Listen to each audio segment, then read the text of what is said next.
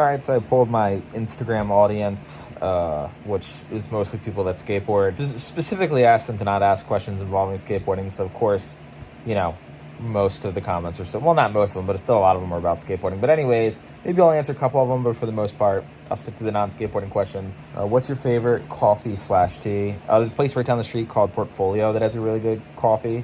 Starbucks, like, I don't know, that coffee gives me a buzz. Like, I get like a little high off that coffee, so I am a fan of that one. But I'm not really a coffee snob. I'll pretty much drink coffee from anywhere. Favorite movie? You know, my top movie switches all the time, but the one that's always in like the top like 3 is Les Miserables, like with Hugh Jackman and everything. Like, the first time I saw it, I cried 3 separate occasions. And it doesn't change. I still cry at the exact same 3 spots. I just really let that movie get into me. A lot of times with movies, I always try to I unintentionally pick apart the plot, or try to look at it through the perspective of how the director meant me to experience it. And I'm like, oh, he did this because of this. But with Les Miserables, I am just fully engulfed in the world. I'm 16 and just got out of a 9-month relationship and lost someone. Does it get better? Yes, it does. I would say, whenever you're at your lowest low, the likelihood of it getting better is very high, and more time that goes on, the higher the percentage that it's going to get better.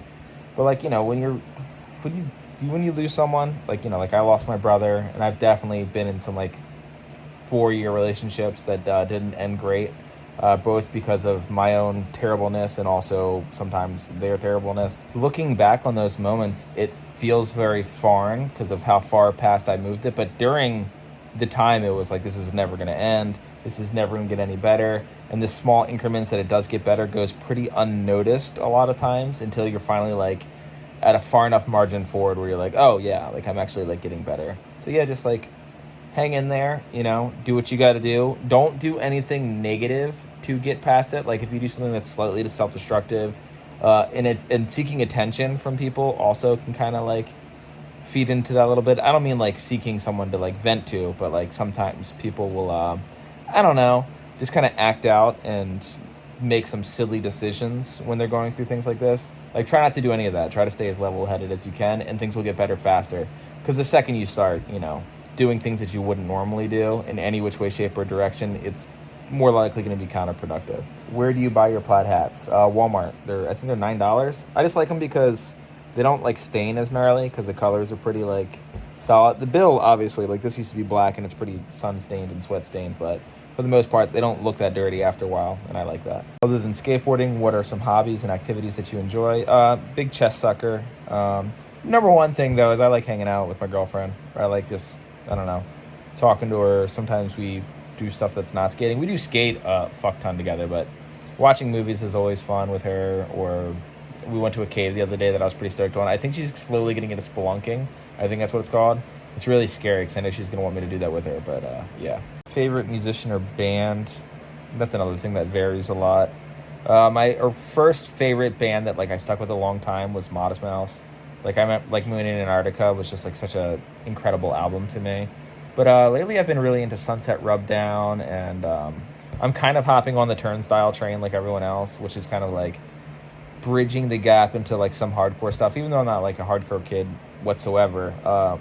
Listening to sad white boy music my entire life, it is a nice little change to go into something more aggressive. I grew up on Minor Threat and Black Flag, and then from that somehow transferred over to Iron and Wine and Bright Eyes and that sad music. So it's kind of all over the place, to be honest. I think my favorite musician and band will forever be an interchanging name. What about some podcasts on your second channel? Yeah, I'd love to do some sort of podcast style videos where I just talk with people and get their take on things. Have you traveled outside the U.S., and if so, where to? I haven't. I think I'm going to Canada this year, though, to do some stuff. And I also think I want to go to Barcelona this year, and yeah, I got some plans to. Then again, I've been planning to go outside of the United States for as long as I've been skating, and I haven't done it yet, so I'm not much of a sightseer. If I go outside of the country, it's because I want to skate something there, or there's a very specific reason. But I'm not really I want to go to Japan and experience the culture. It's I want to go to Japan because they have that one wavy flat bar spot that looks really fun. What city do you live in? I live in Long Beach, California, and I love it here. My favorite Cheez-It. I actually don't like Cheez-Its or Goldfish. I like the texture. I like how it like kind of like melts on your tongue, like with crackers. Like I'll stick it on my tongue and then like suck like real hard until it like crumbles in my mouth. But yeah, the Cheez It and that style of like cheese powder snacks just doesn't do it for me. Like I like Doritos and stuff like that, but yeah, not a fan. What are your opinions on affirmation and manifestation? Uh, I think it varies. So I think like in the idea of manifesting something, if you're so hyper fixated on something and you're constantly like picturing it in your head, that's going to make you do things to go towards that. Like I think the reason that like, the book The Secret could work isn't because if you think about getting that bike, the bike's magically going to appear to you. I think it's you're going to think about that bike all the time. So you're going to make, whether they're subconscious or not, you're going to make decisions to get that bike closer to you. You can't think things into existence. At least I don't think so. And if that is the case, then I am currently thinking that you cannot think things into existence. Therefore, I have manifested the fact that The Secret is wrong. But, I mean, yeah, if you, like, hyperfixate on anything, it's going to be that much easier to achieve. But there's also this notion that, like, you can get anything you want if you try hard enough. That's also not true. I don't care how hard you work. There's some things that you're never going to be able to do. And that's just... It's not even like a fact of life. It's just like a fact of reality. Like it's outside of the human condition too. Like certain shit you just can't have or do. I'm sorry. Certain things you can't change about yourself, and there's certainly certain things you can't change about your circumstance. And people need to start accepting that. But I don't think there's any harm in affirmations or manifestations. Like if you're like constantly like trying to speak into existence something, and that's helping you, I don't know, stay motivated for it. But don't think that you're going to, repeat some saying and it's just going to come about, or that you're going to, but I do think, putting positive energy out there can make other people give positive energy back to you. I mean, it's sort of like in the same way when you watch someone laugh, sometimes it makes you want to laugh, or when you see someone like upset, it can make you upset. I think we do affect each other that way. But as far as to the extent that I think a lot of people take affirmations and manifestation, you know what word I'm saying, I already said it once. I think people are, I don't think it's a thing. This question just says Jesus, question mark. I think that I would almost argue the vast majority of people who are followers of Jesus have no idea what that guy was trying to say, whether he's real or not. What he is written to be saying is not, yeah, you guys are, shoo. I used to actually do some work for a church. I did like a Sunday school lesson type thing called Day in the Science Man. So I come from a theistic background. I was raised Christian, and I definitely have done a little bit of poking around and studying. Like the history of religion in general has always been something that's fascinated me. But without, putting my own thoughts and opinions on those things out there. Jesus, question mark, my response to that is, Ed Gaines has the same hat as you. Search on Google. Yes, I am very aware that Ed Gaines had a hat very similar to this. But I, in fact, do not have a lampshade made out of human lips, nor do I have a desire to have any such thing. Not big on, necrophilia, cannibalism, or anything dead. Yeah, I like the hat, though. Maybe that's why he got the hat, because it doesn't stain that much. And blood! Ed Gaines... You chic son of a bitch. How's life? Life is fantastic. It is amazing. This is the best that I could have possibly ever imagined my life to be. I don't value like money in the sense of like how much it can buy me. More so, I value money in the way that once you have X amount of dollars, that's that much less you have to work. I want to like not have to work, basically. And I'm fully aware that you have to work to make money. So I'm cool with that. But the setup that I have now is very much, I'm just kind of like living my life and, doing things like this where I just like answer some questions and interact with some people, and, I skate with my friends and I document that, and that is paying my bills, and that is so crazy. It authentically feels like I do not have a job. Even the editing process is a total blast for me. So I am literally living a better life than I could have ever imagined for myself. This is so much better than winning the lottery or something like that, because then I think things become sort of stale. There's almost like overstimulation, and then it's almost like eating your favorite chocolate all the time. Like if you eat it too much, you get sick of it. And I think the same thing applies for wealth. I think that's why you have like a lot of depression issues with like rich and famous people, because it's like, what more can they fight for or try to obtain?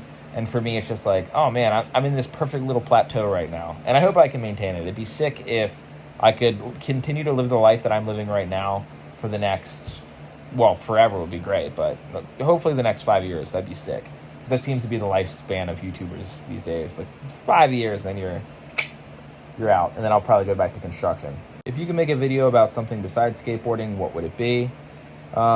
Things that I'm not educated enough in to make a video about, like philosophy or chess. I mean, there's like a million topics that I find like extremely interesting. Things about politics, the human condition, all these things that, and don't get me wrong, that certainly doesn't stop other YouTubers from making videos about these subjects, and they sort of give their 2 cents, and maybe that's something I'll do further down the line, but like, I don't like giving my 2 cents if I actually only possess 1 penny. Then you end up talking out your ass, then you have to use like weird devices, like almost like being kind of manipulative to make yourself not sound like such an idiot. I don't really want to do that. Definitely don't want to create any straw man arguments either. So yeah, maybe further down the line if I get a little smarter, which probably ain't gonna happen.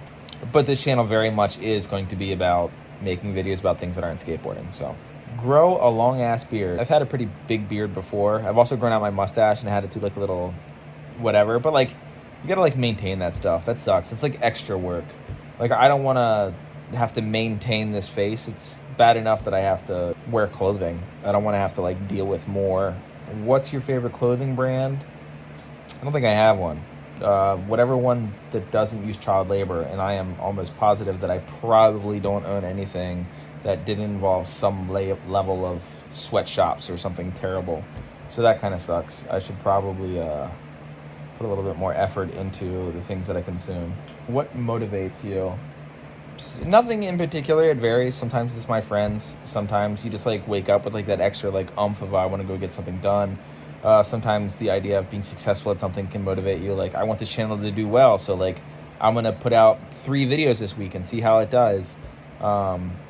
I don't know, but I think honestly, a lot of times what motivates me is sort of just seeing what happens. Like, a lot of times it's almost like I'm not necessarily seeking an outcome as much as like, oh, I wonder what this outcome would be. I have an idea. I have a hypothesis, but it's exciting for me to see like what actually happens, because it's more often than not that life and circumstances becomes like Plinko chips when Price is Right. Like, you can drop it anywhere at the top, but sometimes it just goes random places and ends up somewhere that you totally didn't expect it to.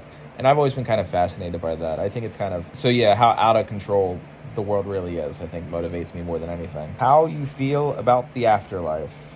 I feel pretty good about it, because if there isn't an afterlife, well, that's that.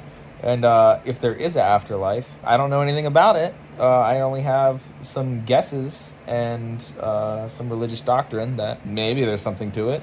But yeah, I don't know. I'm excited either way. Hopefully it's not hell. Do you have any goals that you are working for, or are you just going with the flow? Goals, I mean, like, I want this channel to do well, but mainly I just want to be able to, the reason I want this channel to do well is because I want to maintain the lifestyle that I have. That's really it. If I can keep making the amount of money that I am making right now via putting in the effort that I am doing right now, which absolutely seems like I'm living life with Game Genie, like, they do not add up. The amount of effort that I put into my videos versus how much money I get paid for them is insane. Like, I literally am hanging out with people that I want to hang out with. It's fucking crazy. We're talking about subjects that I'm like interested in sharing with people. So yeah, just maintain this. But if it goes better, that's great. And if it goes a little less, that's also fine. As long as I can make a living doing this, oh yeah, sign me up. So yeah, I guess my goal is to hold this lifestyle that I have now as long as possible. What's your favorite restaurant in LA? It used to be this place. I don't think I have a favorite restaurant anymore. Oh wait, no, Starline Diner. Or Starling Diner, I think it is. Starling Diner. Absolutely incredible breakfast, and their coffee it gives you that buzz. It's a good coffee. Do you miss the van life? So for some people who don't know, I lived in my van for just shy of 4 years when I first moved to California. And there's definitely a lot of things that I miss about the van life. There's a lot of conveniences, like you never have to drive home. Like, that's pretty nice. Like, wherever I ended up skating or whatever errands I was running, there was no place that I had to retreat back to. Wherever I was parked, I would just go to bed there. And that was really convenient. If I wanted to meet up with some friends in the morning and I didn't want to have to get up extra early, I could just drive there that night and then just wake up right there on the spot. Traveling obviously was perfect, because if I wanted to go on a trip, I didn't have to worry about hotels or anything like that. But the bathroom sucked. I didn't have like a bathroom set up. Showering, I would use Planet Fitness, which was great, except for the pandemic happened and all of a sudden they all closed down, so I couldn't use their showers anymore. It ended up making it so I had to like sort of bug friends for it, which kind of sucks. Luckily, my buddy Dale was more than happy to let me use the shower, and now I live here.